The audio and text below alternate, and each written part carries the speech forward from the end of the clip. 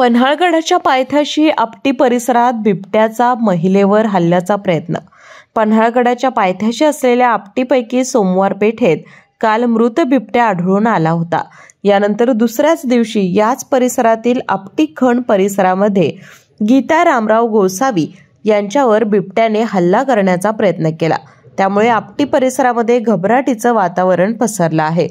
गुरुवारी ज्या बिबट्याचा मृतदेह आढळून आला होता त्याच्यावर बिबट्या सदृश्य प्राण्याने हल्ला केल्यानं त्या बिबट्याचा मृत्यू झाल्याचं वन विभागाच्या वतीनं सांगण्यात आलं होतं।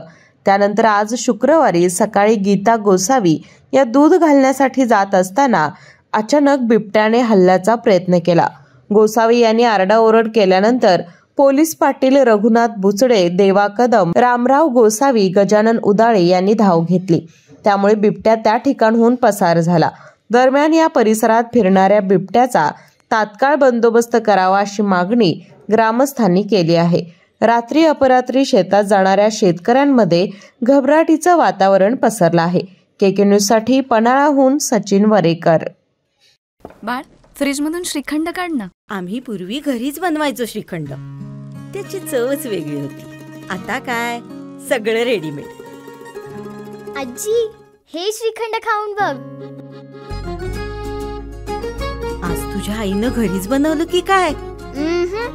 हे आहे गोकुळचं श्रीखंड। अगदी जिभेवर रेंगाळणार। जिभेवरच नाही तर मनावरही रेंगाळणार। गोकुळ श्रीखंड, मनावर रेंगाळणार।